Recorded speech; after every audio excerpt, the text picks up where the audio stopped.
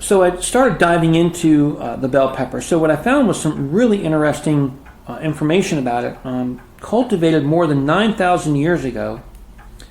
So with the earliest cultivation being taken part in the South and Central America civilizations, the earliest fossils and traces as far back as southwestern Ecuador, where families grew their own peppers about 6,100 years ago.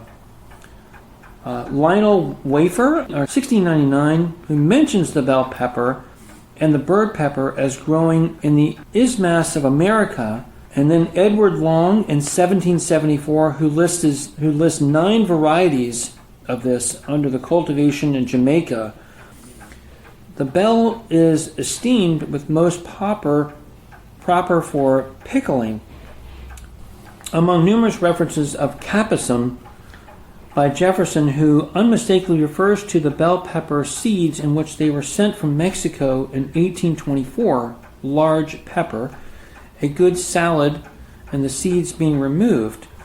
So the term bell pepper goes back at least to the 1600s, where the pirate, the ship's surgeon, Lionel Walter, wrote about them in the book A New Voyage of Description in the Isthmus of America, that was in the Caribbean.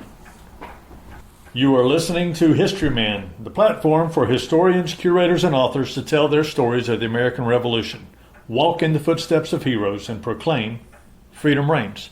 On today's episode, I'm talking to Vince Dodson from Historical Dining. We'll be talking about culinary history. So welcome, Vince. Thank you so much. Vince, this is amazing. Thank you. Tell us, this is not, you are not located in one specific place. Your niche in the world is that you do fine dining and you go to different events and do fine dining, almost a personal chef for events, correct? Yes. But the particular place we're here, you've had several events at this particular place. Tell me a little bit about this location. So we're here in Summerville, South Carolina, is where our home base is. We've had an unbelievable opportunity to be a part of the Flower Town Bed and Breakfast here in Summerville. Carol is the owner, amazing host. This particular establishment, when you walk in, is like stepping back in time. Just an amazing place, and we've just had some wonderful opportunities to cook here. And it's just been great. Well, how did you get involved in this niche in history? I had actually purchased Thomas Keller's book from the French Laundry. I had also purchased a book, Larousse Gastronomique, and in that book it has an incredible amount of history throughout the world. So one of the passages in Thomas Keller's book was a gentleman that mentored Thomas. His name was Mr. Rolland. As he was training Thomas, he explained to him that, when you cook, you have a chance to go back in time. You have an opportunity to take your guests there as well. I was blown away by that. That kind of gave me the aha moment. And I said, well, that's what we're going to do. We're going to tell the history of French and Italian cuisine on our menus, and we wanted to do something that no one else was doing. So that's what we do during our dinner service. It's a fantastic idea, and I'm sure your guests just gravitate to that. So the meals that you research and serve, where would you find these dishes served in the past? Okay, so another area that I got into in the part of in the overall history of this, if you think about it, every component in a menu tells a story. Whether it's portobello mushroom, whether it's goat cheese. Just take that, for instance, goat cheese. First documentation, the year 774. There are so many of these ingredients that I've used my entire life, but never really took a moment to figure out, where did they come from? How did they get here? Who was the first one to use them? It's really something when you can find a particular sauce that was served to royalty from the 1700s, that was documented for the very first time from the chef who worked for such prestigious families. And to have the guests taste that, it's just mind-blowing. So America started to become a melting pot of sorts, and there were influences from Spain, France, England, Ireland, Prussia, Germany, the Bahamas, and even here, the Native Americans. Right. So how did these influences find their way into the food? So as each of these countries began to travel across the vast waterways and coastlines and trade spices and vegetables, and more likely transplanting through small seeds and small sprouts of these plants as they were watered and sunlight was used, I've read about how different explorers have captured these opportunities in the part of their discovery. What separates the culture of fine dining from the normal dinner fare? I believe it's the level of service and the overall dining experience. You've sent me several different dishes that you serve as a part of your work. Let's talk about some of them. Soup Elizabeth. Tell me a little bit about Soup Elizabeth. So, the construction of this soup came from a very famous French chef that a lot of people probably have never heard of. He spent 41 years of his life with the Ritz-Carlton. His name is Louis Day. As the chefs throughout history, what they would do is they would name sauces or entrees of very important people throughout history. This really raised the level of what they were serving. It gave the dish so much more foundation and excitement. Well, how far back does that Soup Elizabeth go? Well, we go back to the Queen Elizabeth in those areas. All Yeah. right. So. Wow. The farmer's cheese. I know it's. Well, how is that different than the goat cheese? So farmer's cheese is it was a funny one when I found it. Okay, so this represents Gouda and its history dating back to 1184 from Holland. The reason why this was called the farmer's cheese is because mainly it was produced amongst farmers. It really wasn't filtrated throughout the general public to almost 100 years later or longer into the mainstream as you and I know it today. It was mainly just amongst, the different recipes that they came up with and things like that, and how they collaborated. And it was just a camaraderie amongst farmers. That's fascinating. It's just, you had goat cheese from 774. Right. We're talking about, that's before the Battle of Hastings. We're talking before 1066. This is huge. It is. So then you go to the farmer's cheese, 1184. What is the difference between the goat cheese and the farmer's cheese? Okay, so the farmer's cheese is by milk, by cow's milk. Okay. So the goat cheese, so when the Moors, as they were conquering the areas of countries, goat cheese, as they were passing through the European area, goats were one of the things that they left behind as they were conquering these countries. So as they fell into the European hands, this is where goat cheese, as you and I know it, began to develop. I know, it's crazy. When you go into the grocery store, hopefully after this podcast, you'll never look at something the same way. That's exactly right. So Sancerre Sauvignon Blanc. Okay. Talk to me, because you're getting into an area that, quite frankly, I have no expertise at all. So this wine had an unbelievable trace of dates throughout history. It's actually first noted from the Roman Empire, 1st century A.D., comes into France. They have a bad pandemic with pestation. So right around the 19th century, so America begins to replant that to save it. So I found that really amazing that they wanted to get it out of the European country because it just was totally devastated by pestation. So are we talking about the grapes? The grape, yeah, the grape, the vines, and stuff like that. It was pretty heavy duty.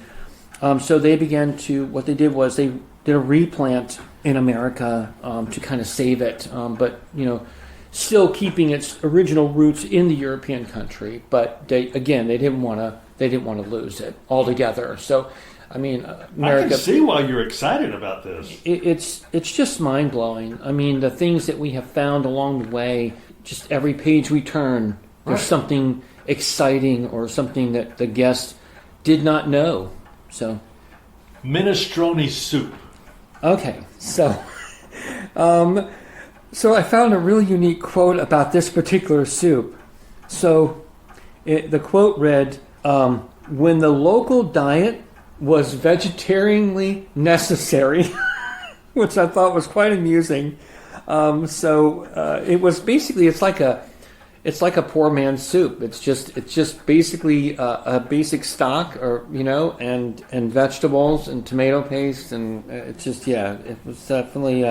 I thought that was quite amusing there. 1348, the poet. What is that about? Okay, so this was actually on one of our Italian menus, Giovanni Boccaccio. This wonderful way of describing Parmesan cheese, as his quote is, he invents a mountain of grated Parmesan. Okay, all right. So I thought that was quite fun to read that. So, yeah. Very good. Yeah. Limoncello sorbet. All right, so this is something that we actually make. It's a wonderful palate cleanser. It's like a sherbet. Okay. Very similar to that. Very prominent in the Italian culture. This is something that we actually make with lemon juice, lemons, sugar, vodka. When it's all finished and done, it just produces an incredible, the most beautiful canary yellow that you'd ever want to see from the rind, from the actual dye, from the actual rind itself.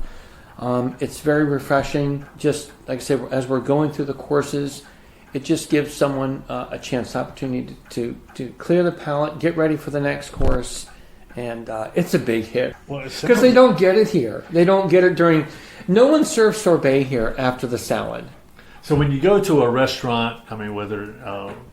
It has some prestige to it. It doesn't matter which restaurant you go to in many respects. Just the normal family dining restaurant, you can see the food service truck pulling up in the back and unloading cartons of prepackaged food, whatever it is. You're exactly right. Hamburgers, pasta, whatever it is. What's the difference here? The difference here is everything that we do is by hand. We do not buy anything that we cannot make. So that's I'll give you for instance. So the level of how far we go. So we'll make a soup. Let's say potato leek. And when we make that and we puree it and we strain it, we will strain a soup through a fine strainer, through a what they call a chamois, very fine strainer, like a screen. We will strain that soup anywhere from 8 to 12 times. We will send that soup through that strainer to remove everything that we want the soup to taste like silk. Okay.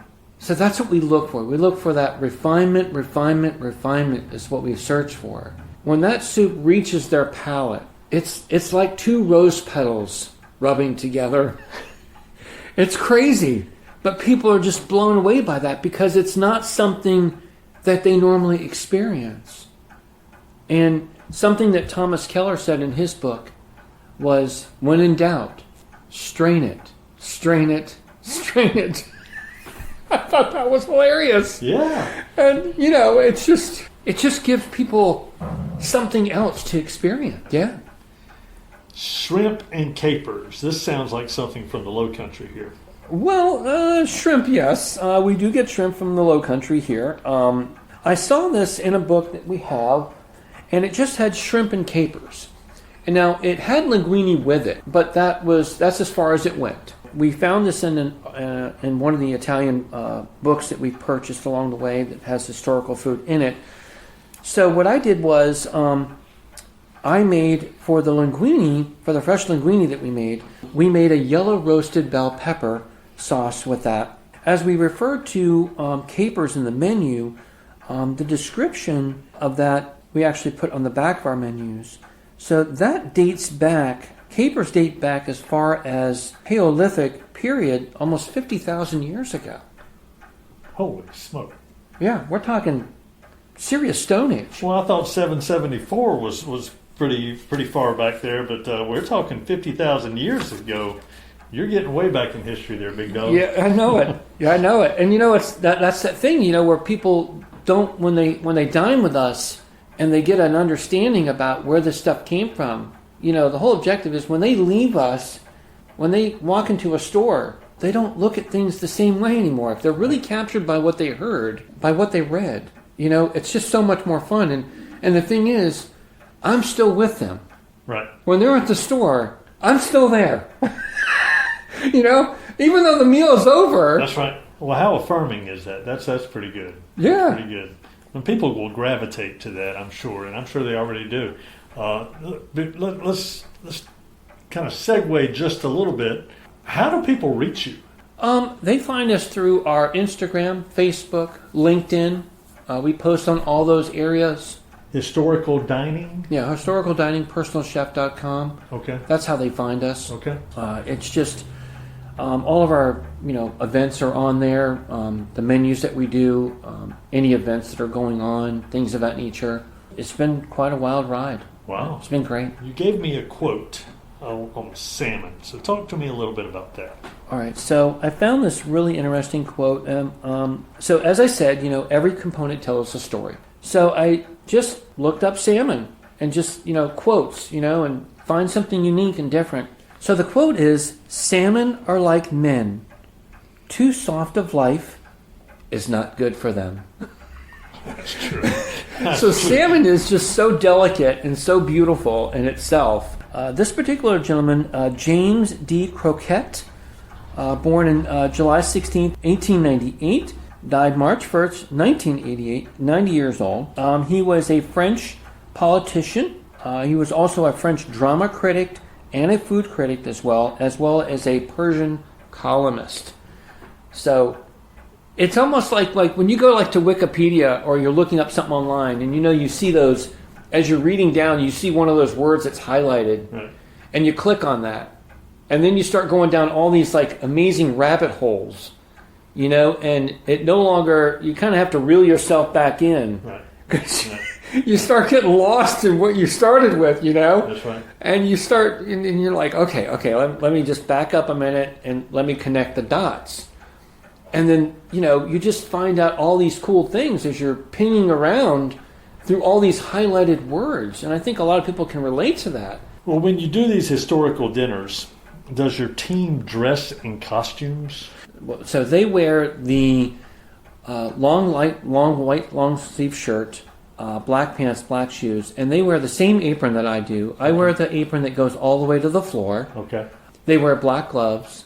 They're amazing. So when the clients come in, the staff is waiting for them at the door, and they're lined up just like royalty would be served. I mean, when royalty comes home, no matter where it is, America, the staff is waiting out front. They're not out back playing croquet, Well, so how big of a guest list do you have per dining experience? So we do about 20 to 25 covers. That's about as far, 25 people total. So if people were to hire you, they'd want to have a place that would fit that. Now, Yeah. do you serve bigger crowds, or is it? No, it's kind of about as far as we go because we really don't want. We want the dining experience to be very special. So during dinner, what we do is, as we go through the courses, as they're being served, we're explaining where these things came from. And that kind of coincides with our dining experience. And I think when we get to larger numbers like that, I just think it kind of gets lost, and we don't want to do that. Well, I appreciate your interest in keeping it intimate. These are intimate dining experiences. They are. That's good. They are. How many dinners do you cater a year? We do about 3 per month. Yeah. Really? Right now. Are they all mostly in this area? Well, we go from here. We've gone as far as North Carolina. Okay. We've been invited further, but mainly the Charleston area is where we are at. We go to Daniel Island. We've gone to Pawleys Island. Okay. The different resort areas around the Charleston area. I would think with the 250th anniversary of the Revolutionary War coming up that people will start calling you a lot more because this ties right into all of those those events that are going to be planned over the next few years. I just think it's fantastic. What do you find people enjoy most about your work? So we often ask people when we are cooking for them, have you ever had a private chef before? And their answer is, oh yes, many times.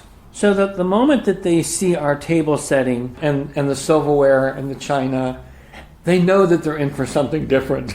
So you bring the silverware in China? Everything. All the Really? all the china, the linen, the silverware, the glassware, the centerpieces. We have centerpieces from France. We have centerpieces from Italy. We have oil lamps. I mean, it is quite a staging. The tables themselves, you're not bringing those. No, the tables and the chairs, but all the accessories that go on Yeah. top of that, you're bringing that. We don't want the client to have to worry about anything. We want them to relax, enjoy themselves with their guests.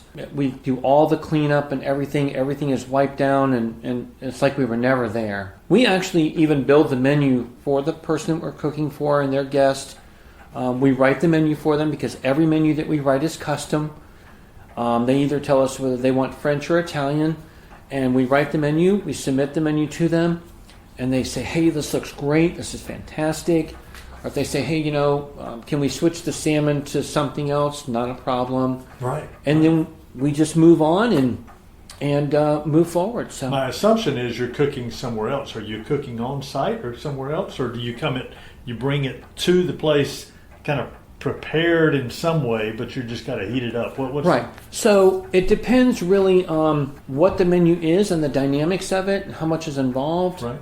It is 5 courses that we serve. Wow. It is a lot. Yeah. There's times where the owner has said, hey, I'd really like to be a part of what we're serving. So there's times where I show up at the door at like 7:30 in the morning, and it's going to be a long day. So they put on an apron and they spend the day in the kitchen with me. Wow. So, and they get to see and experience with our staff that everything we do is by hand. Everything is right there. So we've done that, and then we also do, if that's not what they want to do, then we kind of do a pre-staging of it to kind of get it to a certain prep stage, and then but we always still get here anywhere from almost 2.5 hours to 3 hours before service, because we have to set the table. We have to still, get things ready in the kitchen and get the kitchen set up for us, and so there's a lot of staging involved. It's a pretty big deal. That sounds like a big deal. So I would imagine that tell me about people's expectation coming in and their expectation leaving. So yes, so as I go back to that, when they start seeing the table setting and all that, and then they start taking pictures. Pre the dinner, and they start seeing what's really going on. They're like, "Oh my God, this is more than what we thought." So we often ask them after the dinner is over. We say, "How did you enjoy everything? Did we meet your expectations?" And their response is, "This is way beyond we ever thought it would ever be." So the other compliment that we got that was so much fun. When we started, we were kind of leery about the history part of it. Right. We were, because we had always done French and Italian, but we never went this deep into what we were doing. People would come into the kitchen after the dinner was over, like certain guests, and they'd say, I was born in France, or I was born in Italy, or I've lived there for 25 years. And their comment is, I thought I was at home again. Well, that makes you feel good. You can't buy that. Right. There's no number on those words. Right. Right. And I was like, well, maybe we're onto something. Maybe we should just stay on this historical path. And we've just stayed with it ever since we started hearing that. And it just took off. So that's fantastic. I saw a Honeycrisp apple pancake on one of your menus. So is that a relatively recent dish? No, that's been with me for a number of years. I actually learned that from, I was at a 4-star restaurant for 6.5 years. Okay. These guys were from Germany. They did all French cuisine. So it actually is it's a small little pancake.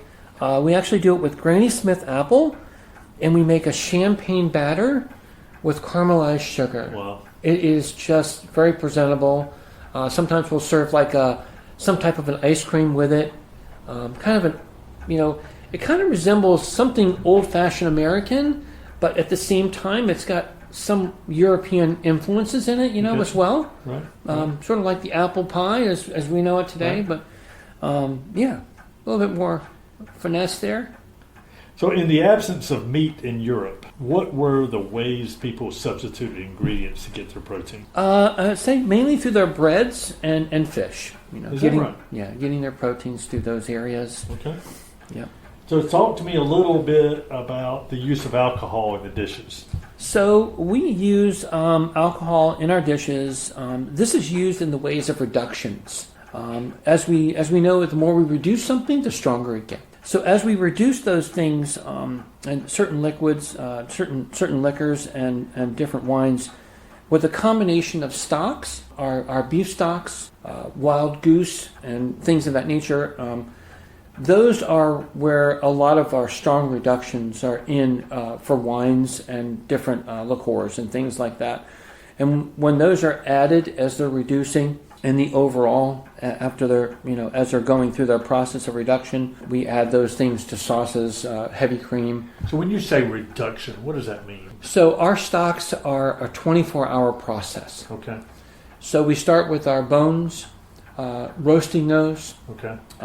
and then our vegetables, roasting, getting a hard roast on those as well. Okay. Good dark color and richness in them. And then when we take those bones and we put those into the stock pot, start that reduction with water and the vegetables, and then whatever's left in the bottom of that pan of those roasting areas and whatever's come out, we add bottles of red wine to that. Okay. Different ones that that we choose from, and let those reduce down to almost just about nothing. The reduction is almost like a syrup. Okay. And then adding that to the existing stock and letting that reduce for that period of almost 24 hours. Wow. Yeah. All right, so as we talk about some of these dishes, and we were talking about these were served to royalty across Europe, did you find that religion or politics played any role in what was served to royalty? Yes. There is plenty of motivation in each of these areas, which I found quite amusing. It is important to note that it's the chef's job and responsibility to represent their master in the best way, no matter the motivation of what the master is. So this is our motto, that no matter whether it's religion or whether it's political, it's our job and responsibility to uplift the master. Wow. Okay. So All right. no matter what is discussed at the table, whether bias or not, Right.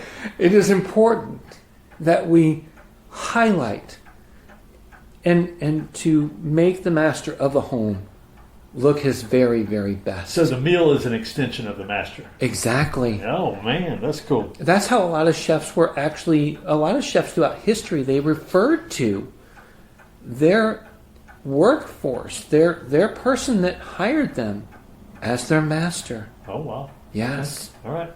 So how do you know what kings and queens and other royalty were served at the dinner tables? How do you know this? I mean, you talked about your books, but how do you know? So, well, referring back to that, so the books that we have obtained throughout history and the banquets and the dinners that were actually documented, which is just absolutely fascinating, some of these actually have the actual cost of the event. That's incredible. Some of the royal families kept detailed financial records of what these grand events actually costed. So, but most importantly, we look at the chefs that actually served royalty. So we look at their timeline of who they worked for, and this helps us by the recipes and the books that those chefs created to what royalty was really being served. Wow.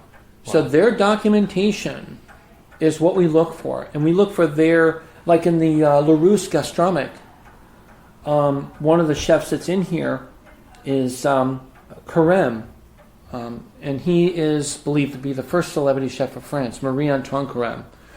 So his recipes in here have his name underneath them. So that tells us to kind of help pinpoint who he was cooking for. I got you. Yeah, I got you. yeah. Wow. Do you have any knowledge of similar dinner courses being served during the American Revolution? What I've read about is some of the incredible dinners and how the grand overall setting and the presentation was done. The attention to detail in this was absolutely breathtaking. Wow. From the chandeliers to the furniture to the linen, everything was just so. I mean, it was picturesque. Wow. It was. I could only imagine their table settings, how everything was overall presented to the guest. I'm sure they were just blown away. So they paid a lot of attention to the experience, the decor, almost like a cultural presentation of the meal. Yeah, representing the home, representing the master of the home. Okay, all right, fair Yeah. enough. So what would you wish people would take away from their time spent with you and your staff?